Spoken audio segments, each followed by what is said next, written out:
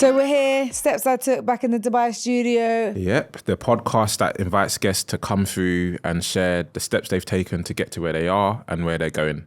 I am Achasa. Hi, Achasa.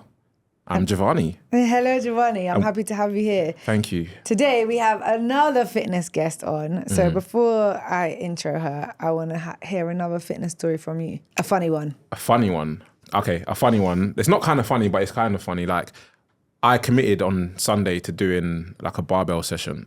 That would have meant that I wouldn't have had a rest for like the whole week and stuff. And then I was like, and it got to Friday and I was like, okay, yeah, I'll do it. And then obviously on Saturday, I knew I was be working late. So basically on Saturday, I joined and then I unjoined and then I joined and then I unjoined. So I went to the gym today and they were like, what was wrong with you? Like, why did you keep like subscribing, unsubscribing? And she said that she got like notifications on her phone when someone joins and doesn't. Yeah. So she basically saw my internal dilemma. I don't know if that's funny, but that is funny. Yeah. Because when you're doing it, you're probably not thinking, oh, someone's being notified every time I do this. Yeah. So, every time I'm stressing out about this, someone's being like, is Giovanni coming or not? So did you go? No, I slept in. I'll be honest, like the rest day is important, man. Don't let anyone tell you anything different. So like, I needed that rest day. Although we did dance.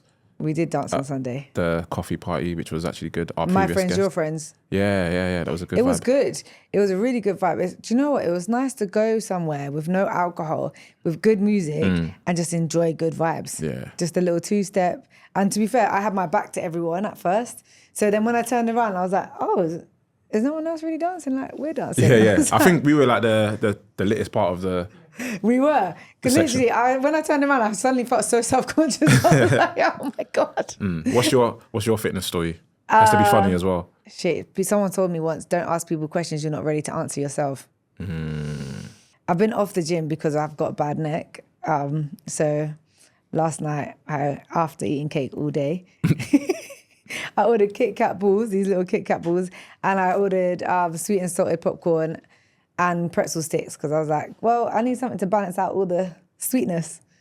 So basically I've just been living like a fatty for the last like 2 weeks, being upset. But hopefully I'll get back on it soon because I am now 32 and we don't have the leeway we used to.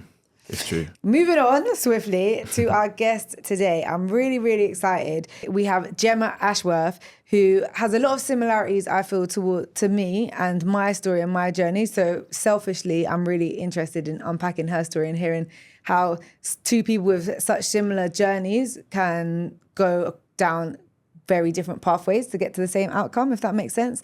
Gemma used to be a teacher. She now works in events. She has formed an amazing community for women called Girls Lift Girls, all about fitness, which obviously me and you, Giovanni, absolutely love. And not only is it in Dubai, but it's in Australia, I think the UK, and a few other countries as well. So I'm so excited to be getting into it. Thank you so much for coming on, Gemma. Welcome.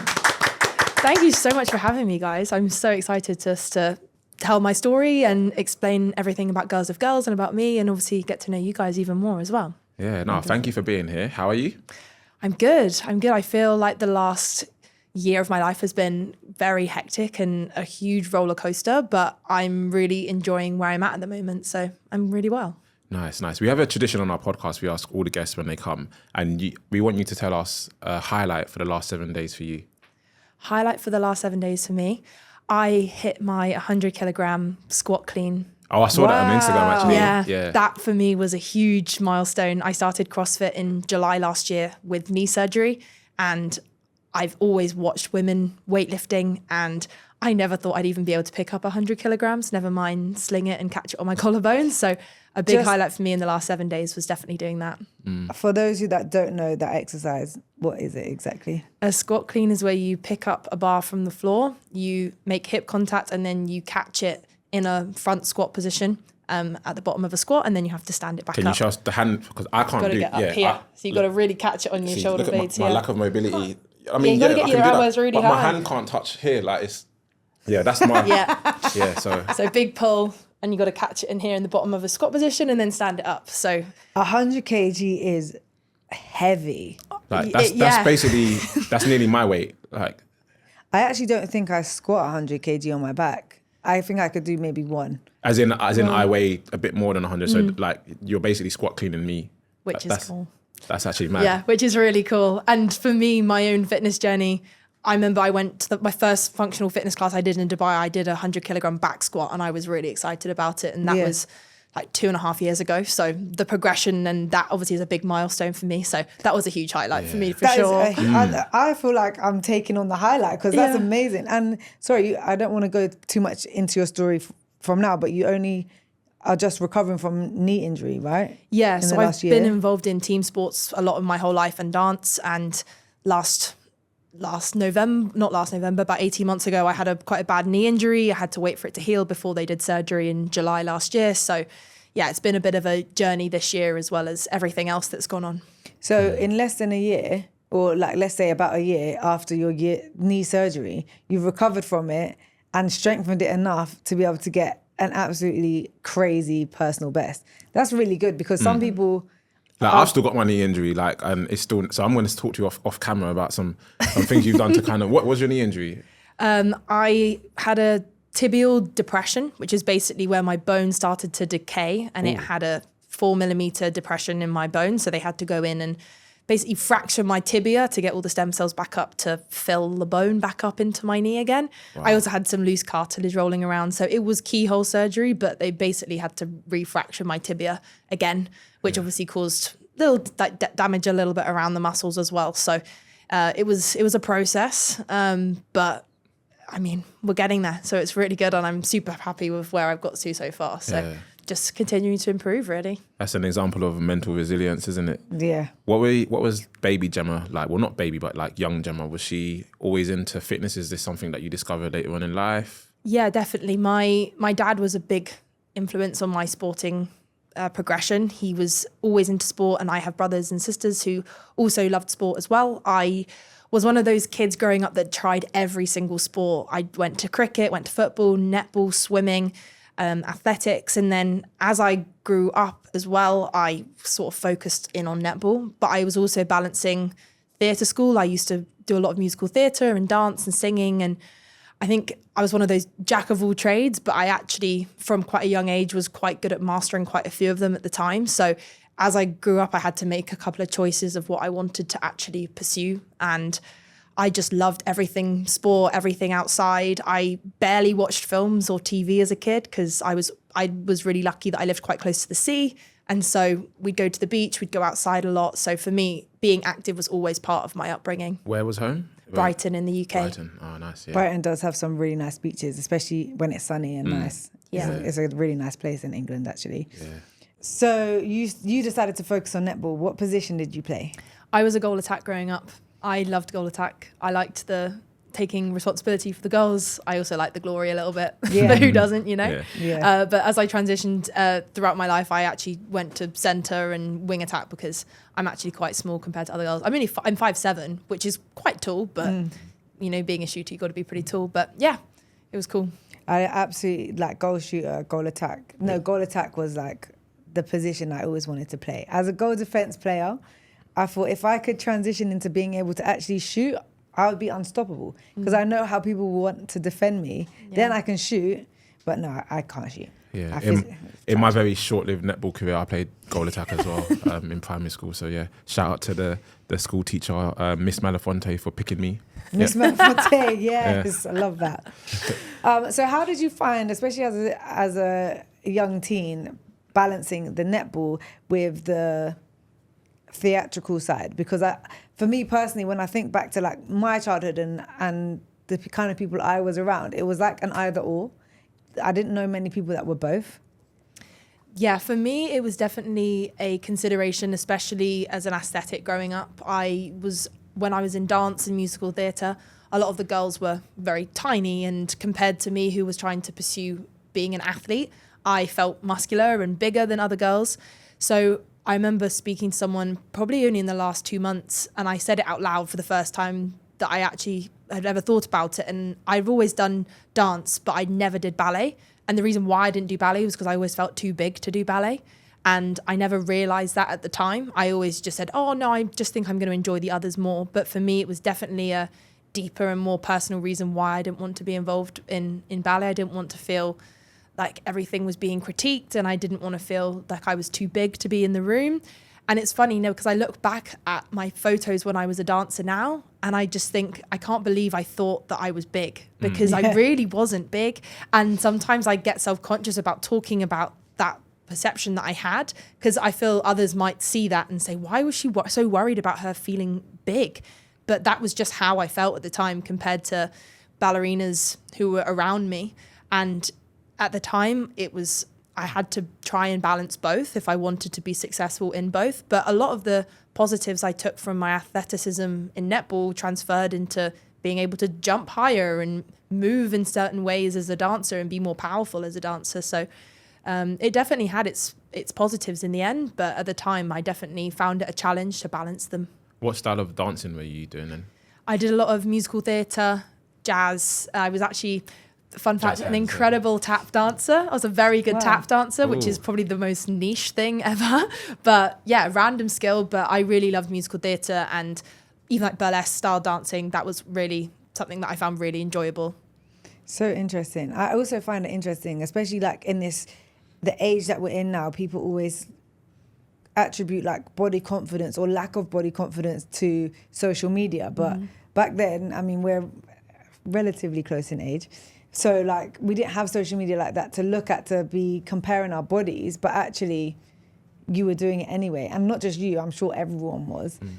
Probably like TV and magazines and newspapers and stuff, like music videos. But I think even being a girl with your hormones and the transition of all of that and just looking around at different people, you end up comparing yourself all the time, right? Absolutely. One of the things I always remember standing out was people like looking at Victoria's Secret models, and it was the age of America's Next Top Model and Britain's Next Top Model, and you'd see the Zara models, and for me I'd look at all of those girls and think they are tiny, none of them have boobs, and yet this idea of having boobs is as the symbol of femininity. These women who were considered beautiful are tiny, and so I never saw myself in any of those women who were considered the most beautiful girls in the world, and I think that's also one of the reasons why girls now are trying to stay as thin as possible, because they see those people who are supposed to be role models as something that is maybe unachievable to them.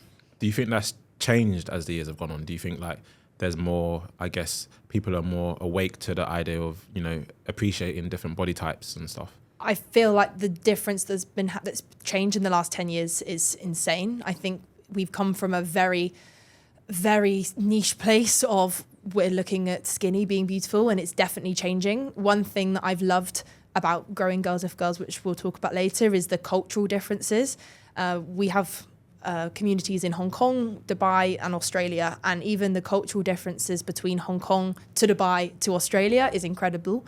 And I think we forget that in our bubble that our message that we kind of perceive every single day isn't the global message that's put across. But I definitely think it's changing for the better, even with people like Alona Maher. If you don't know who Alona Maher is, she's a rugby sevens player, and she's the most followed rugby player, I think, on Instagram now.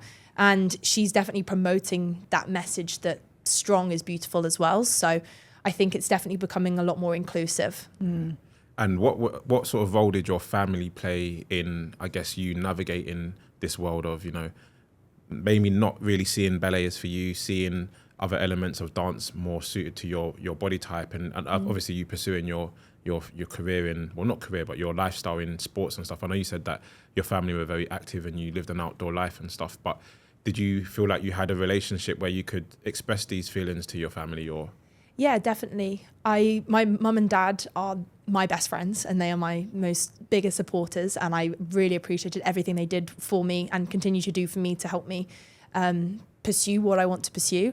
I remember growing up, my dad did once say a comment about if I start building muscle, I'm going to become too big, and you don't want to become like not as feminine. And I remember him saying that probably as like a 15-year-old when I started gymming as part of netball.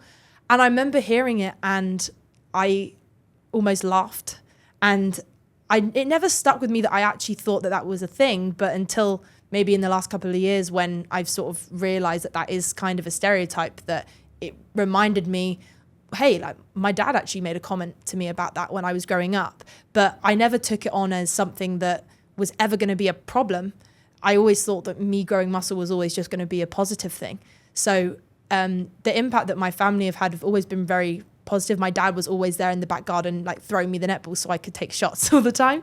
But as I said, the era of surrounding yourself with girls who inspire you, I think, is definitely becoming more and more prevalent. And the family impact that have being surrounded by people that inspire you in general, I think, is super important. Did you have particular role models growing up, obviously aside from your supportive family, that helped influence you to even want to pursue like the netball or theatrical the theatrical side of you? For me, Pamela Cookie was always my netball icon, and it was funny when I went to Bath, I got to meet her, and she's come out to Dubai a few times, so it's really interesting to see that her journey as well. But to be honest, apart from that, there was no one that I looked up to in the sense of a person that I wanted to be like, apart from just an athlete I wanted to perform like, which I think looking back on is sort of one of the reasons why we struggle as girls in society who want to be involved with sport to find those role models, because they weren't showcased that much. That netball only really came on Sky Sports in the last couple of years, and actually having those female role models in the limelight all the time, they weren't as visible. The people you had to look up to were the models and the people who were far away, like just completely different to who you were. So what, talk us through, because what you're doing right now is very different to what you studied, right? So talk us through, I guess, your decision-making process into going off to university to study what you studied, and like, was that always like a goal of yours, or was there like a shift or something? Growing up, people asked me what I wanted to be when I grew up, and in all honesty, I didn't really know. I knew I loved sport, and so when I went to University of Bath, I did sport and exercise science. I actually picked my university on a flip of a coin, and one of those moments in my life that I think, wow, if that had landed a different direction, I wonder what would have happened. I went through sport and exercise science, and I did a placement year in Phuket in Thailand, where I worked with kids at British International School in Phuket, which is an incredible school and incredible facilities. And I looked at improving their injury prevention system for kids who were involved in this Brazilian soccer school, amongst other academies they had there. And I always wanted to be involved in sports rehab. That was always something that I was really interested in. I had the dream of even working at the Paralympics or working in England rugby about concussion. And then COVID hit in my final year of university, and I wanted to pursue sports medicine. Obviously, no money was going into medicine apart from COVID, and sports was not really happening. So my only experience in work was in teaching. So I applied for jobs in international schools, and I got an incredible job working at Jess Ranches here. So that is a very good school here, and a very high performance orientated school, which was very much down my alleyway, which was amazing. So I had a great opportunity, and I worked at Jess for a couple of years. Was that as a PE teacher? Or? Yeah, as a PE teacher. How did you even get the opportunity? Because obviously you're saying, from the sounds of things, you enjoyed your life at home. You have a great family. You had a lot going on. So what was it that made you even want to think about opportunities in Dubai? I think because I'd had the previous experience working at an international school, I really enjoyed my year when I worked at an international school. So when I was looking at opportunities, I wasn't afraid to go out of my comfort zone. I've always been someone who loves adventure. I've traveled a lot as a kid, which is obviously a positive as well. And I'd had the confidence of being away for the year to explore what was beyond the UK. So I'd actually applied to this school in Dubai in my placement year, and they didn't have a job opportunity. So then when I saw this job opportunity came up, I sent my previous emails that I'd sent a couple of years earlier, said, I'm still really interested, and I've seen you now have a job opportunity. I'd love to pursue it. So for me, it was just... And on top of that, you now had the Phuket experience as well, right? Absolutely. So I had something ready that I could say, look, I know I wasn't ready then, I'm ready now. This is what I have, this is what I've learned, this is what I want to do. And so I was really lucky that I came out here and had the opportunity that I did, because a lot of teachers fight for the opportunity to work at Jess. And when was that? Was that like 2020? Because you said COVID was... So yeah, it was after the first wave of COVID, so that must have been 2020, because I've been here for 5 years. Okay. Yeah. And lots of people are fighting just even for PE jobs in Dubai. So I think that is a great testament to not ever give up on something that you want, and also how important it is to put feelers out there even before you're ready, because that kind of thing can really help to secure your position when you are ready. Absolutely. The power of networking is insane. I think some people ask me, how have you managed to do this, grow this, be involved in this? And if you don't ask, you don't get. If you don't put your name out there, you don't put your face in their face, sometimes you don't get noticed. So it's definitely about resilience and not being afraid of getting turned away. So just before we go further forward, so you came out 2020. Did you experience, because were you a teacher back then, 2020? Yeah. Because for mine, so I came out 2020, but when I came out just after teachers had gone back to, because I think at one point they were doing virtual learning and stuff. So were you doing, like, had you arrived after that, or? So COVID started in the February and I moved out in the August. So the super intense lockdown that happened in April, May time, I wasn't there for that. I came back and it was masks on, spray all the PE equipment down between everything. There was a period where we went online for a little bit, I think, when there was another wave and people went back to the UK and got stuck, etc. So I was there for the start of it recovering. Okay. Just touching on you talking about networking and things, I know that you have this kind of mindset of, I don't want to fail. So how do you overcome this? I guess I don't want to call it a limiting belief, because who really does actually want to fail? But the thought of, oh, I might fail, as opposed to, oh, I need to just ask, because if you don't ask, you don't get. Failure is an opportunity to learn. And I think people need to reflect on the incredible opportunity that you have to fail. If you're putting yourself in a situation where you're having the opportunity to potentially gain or lose, the fact that you've even had the courage to get to that point, I think people need to reflect on that moment. And so for me, if I'm putting myself in a situation where I'm in front of one of the best schools in Dubai trying to pitch my way, or I'm here in front of an investor trying to pitch a community, if I'm trying to go to, for example, we have a partnership with Whoop, I'm going to the marketing director of Whoop and trying to say, hey, we want your help.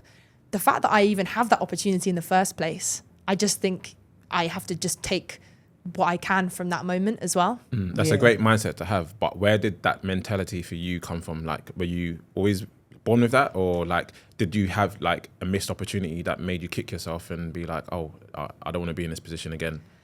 I think as a child, I definitely had a fear of failure. Being very good at different things meant that if I was ever bad at things, I didn't want to do it, because I was used to winning. I was used to being successful.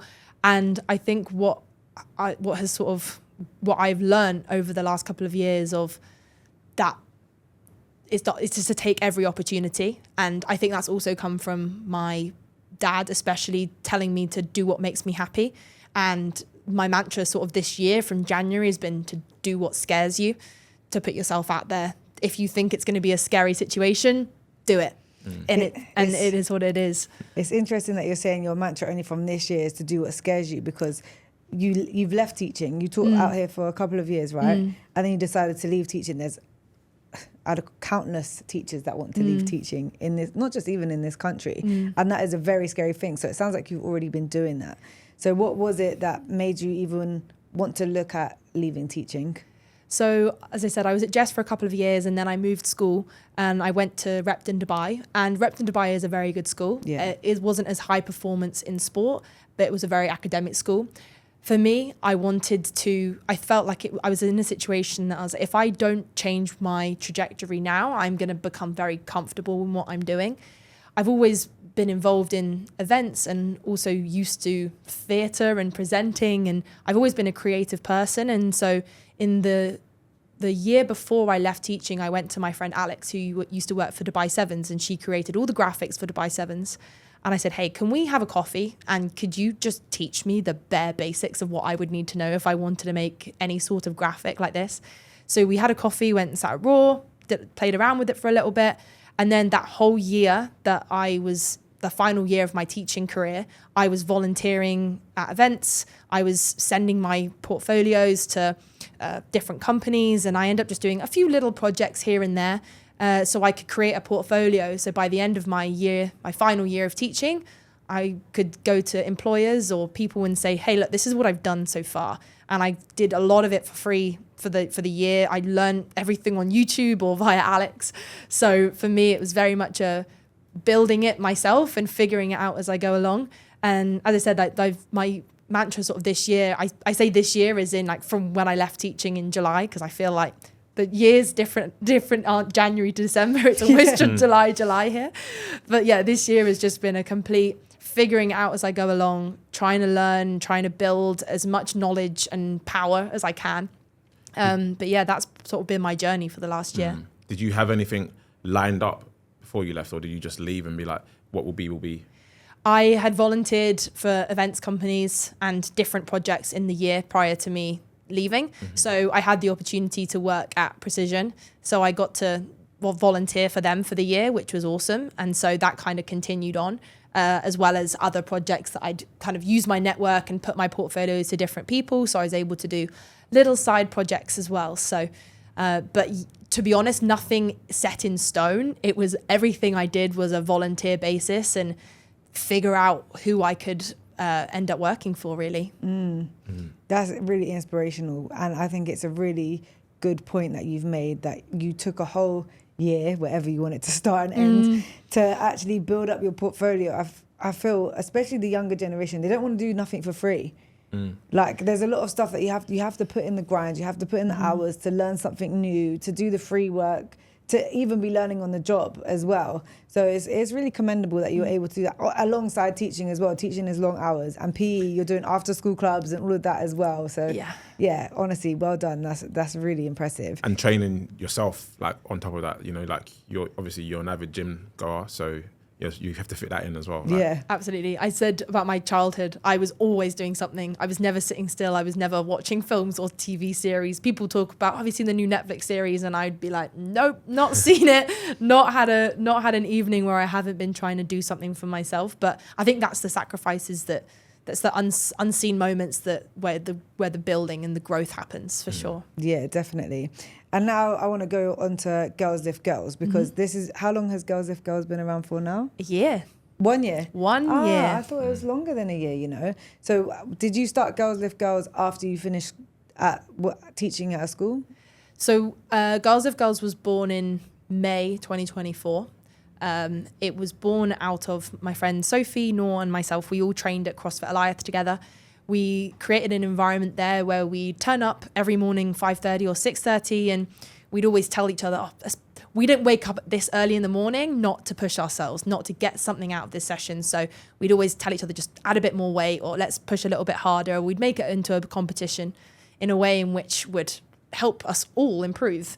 And we went to a women's only event in that May, just beforehand, and we saw all these women who were competing, and we knew some of them, but not many of them. And between us girls, we'd had conversations about our own journeys in fitness, our own belief system about why weight training is important, how we've impacted each other by trying to push each other in the gym. And from that, we made a reel from our Saturday sweat. And Sophie said, what should we caption the reel? And if anyone's ever seen my Instagram, I love a pun. And I said, why don't we call it Girls Lift Girls? Because we're lifting, we're empowering each other, we're supporting each other, but also we're slinging barbells, we're throwing kettlebells around. Makes sense, right? So we posted this reel, and we'd had conversations at breakfast and spoken about our own belief system and how sport had changed us. And we thought, hey, let's make this into something that's like an umbrella for all of these women who fight towards achieving a common goal, which is to be stronger or the best version of themselves. And coming from a team background, Sophie, Noor and I both came from rugby sevens and netball, and we all worked together to achieve a goal of winning, becoming stronger athletes. And we said, we don't always have that in the gym. Sometimes girls are in different gym settings. Sometimes girls just put their earphones in and go and gym on their own, but they don't actually get the opportunity to surround themselves with other strong girls who tell them to put an extra bit of weight on the bar. And so Girls Lift Girls was born in May last year, and the growth and the support that we've had from the community in Dubai and across the other communities has just been incredible. That community element, you know, because it's one thing to create, like, I mean, and you maybe can speak to this as well, Chasa, like, it's one thing to create, you know, Girls Lift Girls or Women Who Thrive and to put it out there, but to grow and, you know, nurture a community takes a lot of effort, right? How did you go about doing that? So for me, obviously, I developed experience in graphic design and social media over the year. Did you make your logo as well? I made the T-shirts, I've made the logos, I did the Instagram. And honestly, Sophie suggested this on Thursday morning, about 8 a.m.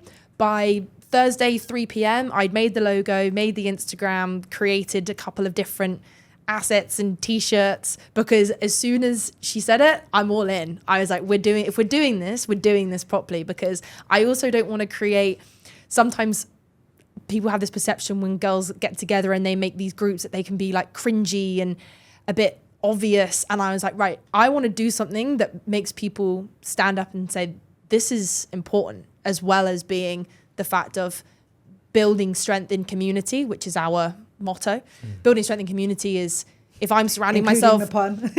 exactly, more puns, love the puns. But if I'm with women who all want to be stronger, then I'm going to want to be stronger. And so not only are we building a strong community of women, but we're building a strong community of women. We're building women who are physically strong, and we're building a group of women who are stronger together. So the way in which I balanced it, I guess, was I used the expertise that I'd kind of created for myself in the last year to create a brand that was going to be taken seriously. Yeah. And then with regards to, say, the community, the members, etc., are there specific things that you did that kind of helped them to all come together? Or so our first event that we just did a little pizza night. It was 18 people came along. There was actually way more that asked, but we didn't realize it was going to be that big that quickly. So we had 18 people. We sat around and we honestly just kind of went round like a group, and we individually introduced ourselves and spoke a bit about our story. And then we went and did some stand-up paddleboarding, and then we did our first workout. And from there, the numbers have just grown. We have a WhatsApp group in Dubai. We have over 400 girls just in a WhatsApp group alone. And that's obviously then transferred into other girls in Hong Kong and Brisbane and Sydney who have seen what we've done and want to be part of this global community and this movement that we're creating. Wow. It's really beautiful. So how many events are you doing a month? Or how does your structure work in terms of supporting the community to support each other? So at the moment, it's relatively difficult because Sophie and I, who co-founded it, Sophie's currently in Germany pursuing her dream of becoming a rugby player. And so I'm currently in Dubai helping to manage the Dubai community. I've flown back and forth to Australia to try and manage the Brisbane and Sydney community. But we also have a couple of girls in Hong Kong and Sydney who have basically volunteered their time to try and help us grow. We don't make any money from our community. The only thing we ask is if you want to donate to buy a t-shirt or buy some merchandise. We would love it to be part of a company's like social responsibility to help and support us by helping to support women. So everything that we've grown has been homegrown, volunteer basis, free workouts. We've sold a couple of t-shirts here and there, but for us, it's literally been growing it from nothing, really. So do you bring the girls together like once a week or every couple of weeks to work out together, just like how you and your friends were doing? Yeah, well, we try and do them monthly, at least once a month, especially in Dubai when I'm here and we can get them going. What I'd love to do is make them more consistent across all of the communities that we have. The aim would be that we would do something monthly, every month in every community. That also requires bit more support from sponsors and things, as well as spaces that would be willing to offer their time and offer their availability, and us to be able to have enough money to afford to go to these places all the time. But the support that we've had from the community here has been incredible, and I said I'm doing my best to try and get as many opportunities for these women as possible. Yeah. I think I saw you had an event it was when I was in Thailand actually. I think you had it was like a mixture of like high rocks, Pilates and CrossFit. Yeah, at Warehouse. We called it triple sweat. I told you, I love the pun. We called it triple sweat, and that was an incredible, and I think a really big turning point for us as a community. We had 51 spaces and we sold it out in 6 minutes. Wow. We had 140 girls on the wait list, which was amazing. incredible. And for me to be able to showcase that there's strength across every form of fitness and be able to showcase high rocks, CrossFit and Pilates all in one space, which was amazing. With the help of Des, who's also been an incredible ambassador for us here in Dubai. it was an incredible opportunity for us to really show what Girls Lift Girls is about. Because, for example, some girls go running and they say, oh, I hate running. Well, then stop running. There's so many different opportunities for you to enjoy fitness, improve your health, find something that you love, find something that moves you, find something that gives you strength in your own self. And so to be able to offer them this like plethora of different activities was an amazing opportunity. So we're looking to do that again in July. I won't say the date yet because we're trying to make it a big one. But yeah. I think I'm going to be here in July, so if I am, I will definitely come along. I've been wanting to come to one of your events anyway and join the community. I think communities, obviously, I'm going to always be an advocate for communities, female communities, men's communities, mixture communities, whatever, because there is truly strength in people coming together. Even for myself, where I work out, I push myself a lot harder working out at 24 Fitness with all of the girls and the guys than when I was just going to the gym on my own. I'm like, I'll just push. Even if I'm using one of the, like, you know, the online PT apps and you have to put your weight in every time, I'm like, I don't want to today. And there's no one around telling me, oh, you should, unless it's myself pushing myself. So it's like when you're in that community, you want to, you almost take the energy from everyone else, and you're always training in communities more or less. Like certainly over the last year or so, there's been a shift. Like I used to just train on my own and like, you know, lift weights and stuff on my own, but certainly, I don't know, the last year or so, I've definitely seen the benefits to training with a group of people and stuff, you know. And you can see the benefits as well, because you're getting faster with high rocks, you're getting better, you're getting slim. You know the vibes. Slim, strong, everything. But yeah, like, you know, I would say that I'd come to this event in July, but it's only for girls. But I will share it on my story and stuff, so to help, you know, like spread the word and stuff. Yeah, so. for sure. I think one thing that I also love about the community is you get to meet women who've had similar experiences to you, and they have similar stories, or they've experienced the same comments or the same negativity or the same battles that you have. One of incredible girl who I'm very inspired by is Sarah Sigmundsdottir. She's an incredible CrossFit athlete. She kind of paved the way for CrossFit and women especially, and she trains at Goliath. And myself and her, we always have conversations about comments that are made about our body being muscular. Even I was in Thailand quite recently, and I know I'm muscular, but I don't feel like I'm extremely muscular to the point where some man yelled at me to do a lat spread on Maya Bay Beach. For those who don't know, lat spread is where you like pull your back in to try and showcase how big your back is. I've had so many comments asking if I take steroids, saying, wow, your shoulders are so big, being like, wow, could you knock me out? And things that I don't necessarily see in myself that others see in me is also some of the reasons why girls don't want to do strength training. Some girls see, oh, if I do too much weightlifting, I'm going to turn into a man, or I'm going to look too bulky or too muscular.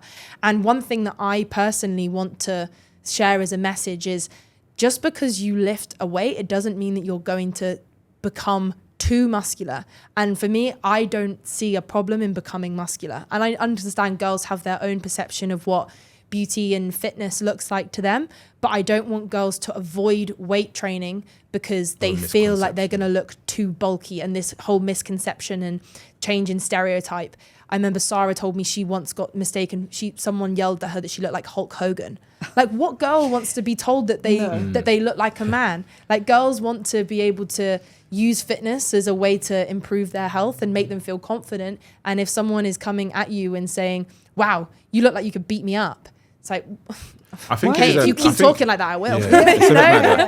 I do think it's like maybe a lack of information, because I feel like if I compare even say 5 years or 10 years ago, like to say my female peers, like female friends, and what they would do in the gym, you know, they might be on they might have been like on the cross, what's it called? Cross trainer? They might be on the cross trainer, or they might get their steps in, and they would stay far away from like weights. They might do like a step class or something. Yeah. Whereas now when I think of like my female peers and stuff, they are actually like lifting weight and stuff, because I think, you know, as you know, social media, I mean, this is a good thing and a bad thing, because, you know, social media, it's like the information age. Everyone's, you know, information is readily available, but at the same time, some people can like give out misinformation. But that being said, I definitely think I am seeing more of a message of like, actually, you know, lifting doesn't result in, you know, like you said, Hulk Hogan, but actually results in a strong body, you know. It's important, especially if you want to live a long, fruitful life, that you actually do. I send my mum things all the time, like, come on, woman, like, let's lift a couple weights here. Yeah. Not because she doesn't think she's going to get huge, she just doesn't necessarily enjoy it. But I'm like, you're getting older, I need you to stay strong. So, like, do a bit of something. And I think a lot of women, like, generalizing, they don't realize to actually get this huge muscular body that they're anticipating they're going to get by lifting, doing some like bicep curls or something. You actually have to eat a lot of protein and a lot of food to gain that muscle. It doesn't just come from lifting a weight. Absolutely. But it's really amazing that you've built this community that is educating women and helping them to feel confident and comfortable to come together and do this together, because it's not nice, all of the stuff that gets thrown out there, and it's like, you're too skinny, you're too fat, you're too musty. It's like, give everyone a break. Yeah. But that being said, how do you, obviously you are getting or have got comments regarding your body and being muscular, and you spoke about when you were younger, that comparison that you had to other people. So how in your mind, maybe it's like a maturity thing as well, but how do you kind of compartmentalize the things that are being thrown at you to overcome that, to be secure in yourself? We try and promote this performance over aesthetic mindset at Girls Lift Girls, and sometimes people misconceive that as that we don't care about the fact that what you think you look like. For us, like, for performance, if someone says to me, hey, your shoulders are really big, I say, yeah, I'm strong. And for me, that sort of comment is a reflection on my hard work as an athlete. And I always say that I don't train for aesthetic. I don't train because I want to get a bigger bum or smaller waist. I train because I want to be able to clean 100 kilograms. And the aesthetic that comes with me training is what it is. Like, that to me is part and parcel of promoting the idea that I want to use my body forever. I want to be 70 years old plus and still be able to play with my grandkids, still being able to walk up mountains. And I don't know what I'm going to do when I'm 70 or 80 years old, but I want to try and promote the idea that gym is for lifelong longevity, and it isn't just for how you look for the next 5-10 years. And so for me, I hear these comments that people make, and yeah, for me, I wouldn't even say it's triggering anymore, because I've learned to take that as a compliment. But what I would hate is for someone to make that comment to another girl that would then stop them from training and stop them from weightlifting. Yeah. Someone who thinks, I'm actually getting really strong in the gym, and then suddenly someone makes a comment saying, wow, you look like you could beat me up. And then them thinking, oh, okay, that to me is a negative thing, and I now don't want to train in a certain way because I don't want to have those sort of perceptions of me. So I've definitely had to rewire the way in which I think about these comments that get made.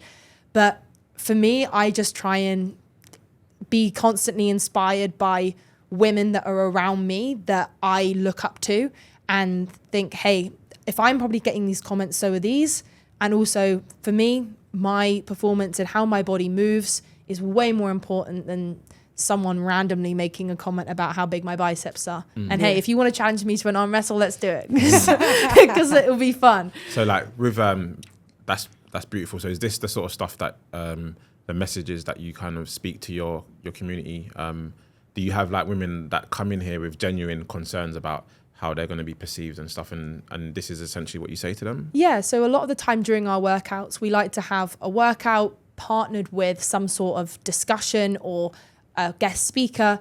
We did a Galentine's Day night and we had a pizza, and it was called Squats and Slices. And when you got your pizza, you had a little question in there that asked the girls to sort of create a conversation about a certain topic, whether that be, do you think it's intimidating if a girl can lift more than a guy? And then it fosters the idea of conversation. So we're trying to get girls to connect and discuss in questions that we think may rewire the way in which they might think of things. Or I always say to treat yourself like your own best friend. If a girl is saying, if I'm saying to myself, oh God, I feel so fluffy and big today, would I tell that to my best friend? No. So then you shouldn't be telling yourself that. So when we have these girls in these environments, we try and foster this supportive atmosphere where we're surrounding girls with girls who are also strong, who also maybe have these ideas or thoughts or feelings, and we can try and educate girls on the importance of weightlifting, the importance of nutrition, why training not fasted, for example, why training fasted is like a bad idea for women. And I think there's a lot of misconceptions, and obviously in an age in which there's so much information, being able to try and give people really simple things that they can follow, and also just surround them with girls who have similar ideas as well. Talk to us about turf games and MCing, because it's one thing to, you know, leave your job as a teacher and to do graphic design. It's another thing to set up a community. But, you know, like, this is one thing, you know, you're talking about the similarities. Like, this is one thing where, like, this is similar to me now. So I feel included now in terms of the MCing and stuff. Like, so how did, like, what came first? Was it turf games? Was it MCing? And yeah, talk us through that. Yeah, so that's been a whole other journey in itself. So turf games has actually only really happened in the last 4, 5, or 6 months for me, actually. So I actually haven't MC'd for turf games, but I've been the social media graphic designer as part of the team that we have there. And that's been an incredible opportunity. Is that Middle East or like globally? Globally. Nice. Amazing. Yeah, so that came about for me in February, and that was an incredible opportunity that has been awesome. And I work with this guy called Sean, and he's amazing, and the turf team are Sorry, when you say it awesome. came about for me, I feel like you really like Glossed over it. Yeah, like how much effort you put in. And Yeah. the reason I just want to pick up on that point is because it's not as easy as you're making it out. And Yeah. like lots of people that will listen to this, they listen to this kind of podcast for inspiration. Yeah. And I think some people really need to know that it's not, it came about. Okay. I applied for a job at Turf Games Brisbane. That happened in February. And I sent an email to Turf Games saying, hey, I saw that you have a job opportunity for social media for this one Brisbane Fittest in the City event. So if you need anyone, let me know and I'll fly over and do it. Because I thought, hey, if they're going to fly me over, amazing. Of course I'll do it. I applied for this job and they said, hey, you're based in Dubai.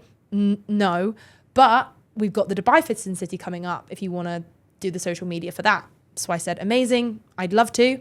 At the time I was working for a different events company and I spoke to them about this opportunity. I wasn't bound to them. So I then was able to go and take this opportunity.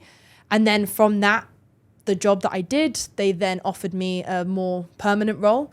And from that, that's grown as well in the last couple of months. So again, was just sending that email, reaching out, seeing if maybe this company will fly me out to do a job. They won't, but actually it's now giving me opportunity that I actually am going to get flown out in October to be part of the Gold Coast one. So it's awesome.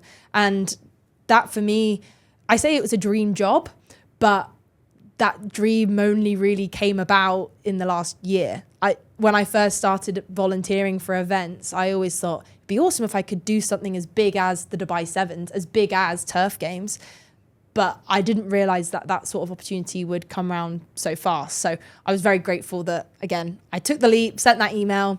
But yeah, so for me, that's been a much more behind the scenes. The MCing stuff came out again because remember in April a couple of years ago, we had that awful flood. Yeah. Lots of rain. Yeah. So our MC wasn't able to arrive for that event. And so I said, hey, I'll do it. And took the mic, did a job, got a couple of photos, made a little bit of a reel out of it and put it on my Instagram.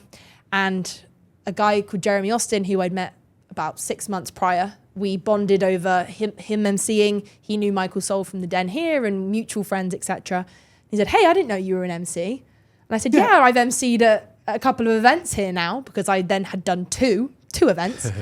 And he said, well, Down Under Championships are looking for an MC. Send your CV through and your MC reel and we will see what we can do. So I send him my CV that has all of my list of the events, all my graphic design, all my social media experience. And then at the bottom it said MC.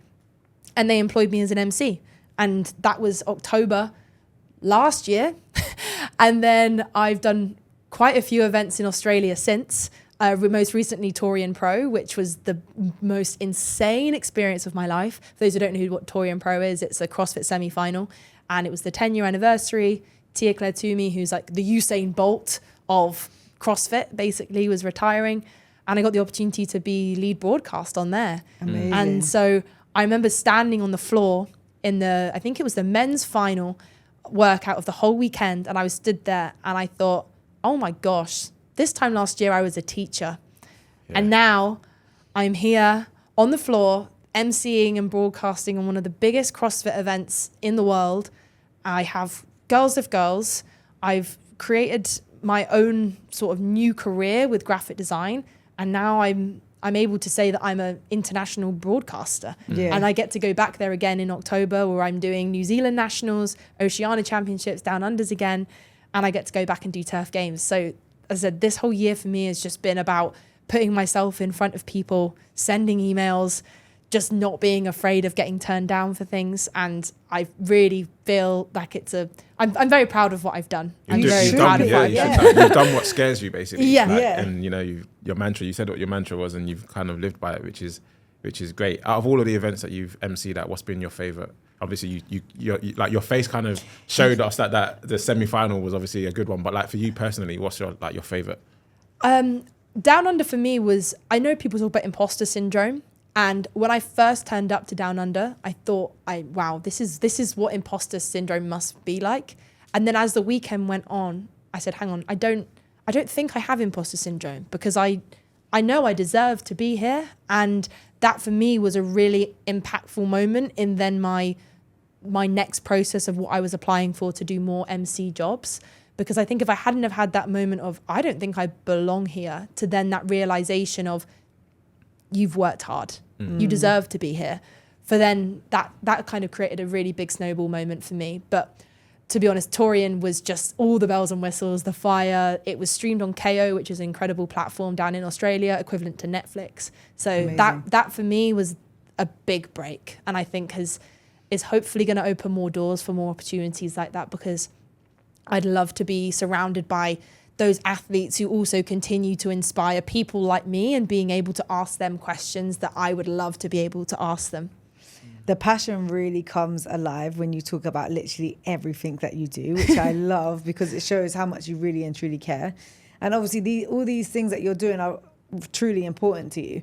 But I know firsthand, running a community is not any kind of small task, but also when you have the kind of passion and care that you do for your community, it can be kind of hard to release control a little bit. Absolutely. And like allow someone else to come in to hold the fort while you're off gallivanting, doing these other amazing things, And obviously you said Girls If Girls is in Dubai, Hong Kong and Australia. So how do you trust in somebody else to help lead the communities in these places when you're not readily available to be there? We always have weekly meetings, and it's difficult when we're on different time zones. But I think trusting that the people you're working with have the same vision as you is super important, because you know that if they believe in the mission, then they're going to put in as much effort as you are to curating and pursuing this movement. If you have people around you who they believe in what you're doing, but they aren't willing to do the same sacrifices as you, then that's when it becomes difficult. But for me, the girls that I'm working alongside, that I've spoken to about helping grow Girls If Girls to where I believe it can get to have a movement that makes every girl consider or enjoy strength training. It's just having that really clear vision and discussing with them where we want to be, how we want to get there, and just being very aware of the sacrifices that we're all making in order to make it grow. All of us have full-time jobs, have all these extra things that we're doing. And so just having that trust in each other and knowing that everyone believes in the same mantra, I think is the backbone of why it's so important. Yeah, that's great advice. What would you say to someone that's maybe about to start their gym journey, a girl in particular, and you talked about how you squat cleaned 100 kg. Sometimes people see, like your tiers or see, your athletes and see in their eyes the finished product, but they don't know the journey that it took to get there. Obviously, you said you had your knee injury and, other stuff. What would you say to someone that's listening now that's starting the journey and they're like, oh, that just seems like so far away from me? I think it's just to take every win as a win. Every time you go into the gym and you lift anything, take it as a win, write it down, write how you felt in that moment, and keep track of those wins, because you'll realize that if you start on day 1, by day 30, you've probably done 30 things that you haven't done before. So take every win as a win, enjoy the process of becoming, one of my favorite things to say, And just enjoy the process of becoming. I think that's powerful enough. I've never heard someone say that before. Yeah. I guess in different ways, but enjoy the process of becoming. Yeah. That's a powerful message Yeah. because we're all evolving all the time, aren't we? Even the best people in the world continue to want to be the best. So wherever you are in your journey, enjoy the process of becoming, because the horizon will never ever meet you. And what's next for you? 110 kg? Are you done at 100 or? Well, I have a competition this Saturday. Oh, And the complex is a max clean. So maybe by the time this comes out, I've hit 105, who knows? Ooh. But we'll see. I want to continue to get stronger. I want to continue to work on my weaknesses. At the minute, the clean isn't my weakness, so I want to continue to work on some of my other lifts. But gymnastics is one of the things that I want to continue to get better at. And I think the beauty of CrossFit and of anything is that you can continue to just be a better version of what you're doing already. So, yeah. 100%. And what's on the horizon for you? Because obviously you're doing so many different things. Is there something you're trying to take or put more focus into now? For me, I want to try and put as much time and effort into Girls with Girls as possible. I want to make that movement as broad and as global as possible. So for me, I'm trying to really designate more time to that. One problem sometimes with being freelance is that you have so many different projects and lack of structure. So I'm trying to really sit down and structure my day. I'm a very sporadic, a very impulsive person. And so I'm really trying to... I feel seen. Yeah. Yeah. I'm really trying my best to compartmentalize my day, to make sure I hit my training, to make sure I grow Girls with Girls, to hit my actual jobs, as well as just daily adulting and eating and sleeping enough. And getting more MC jobs. And getting more MC jobs. Yeah, for me on the horizon at the moment is to really push Girls with Girls, to explore broadcasting and MCing in general, and to keep hitting my, and just to continue to be happy and enjoy my training as well. Yeah. And Dubai, you see Dubai as the place for you, like long term, or? It's an interesting question. Because like I said, the vibes you gave me before was like surfer girl, or like Australia kind of thing. And everyone thinks I'm Australian, which I definitely take as a compliment. I think because I wear Australian brands and I use Australian products quite a lot. For me, I don't feel, and one thing that I've actually said to someone quite recently is I don't really know where I belong. And I think that scares me in a really positive way. I feel like that just leads me as an opportunity to explore. Dubai is an incredible place to be. And from a professional level, a great place to travel, great place to grow businesses. I feel like I have the opportunity to go and explore Australia and New Zealand with the gigs that I have there.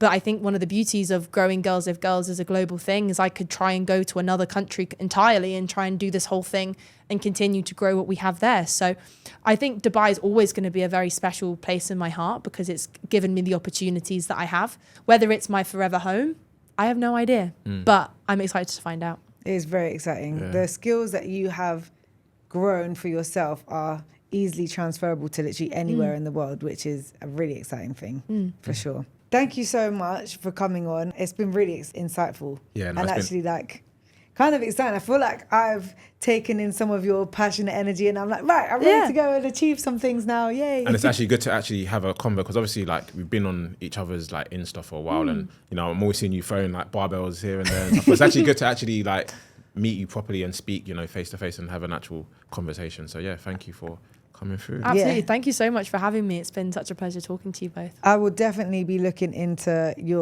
be watching to see when your event comes out in July and I want to come. And also with Women Who Thrive, I'm sure there's going to be some way that we can connect and support each other's communities because obviously we do one fitness event a month, but it's not enough. Girls need it to be regular and we haven't, although I love the gym, we haven't facilitated like a fitness community as such. So we can definitely look at ways to collaborate. Bringing the communities together is everything. Absolutely. Girls lift girls. Girls collaborate with each other. You're trying to improve, make sure everyone is successful. So that sounds like a great idea. There you go. On our podcast as well, we have a closing tradition and we ask all of our guests if you could implement one law that everyone in this world would have to follow, what would it be and why? A rule that everyone would have to follow is that everyone has to do a random act of kindness every single day.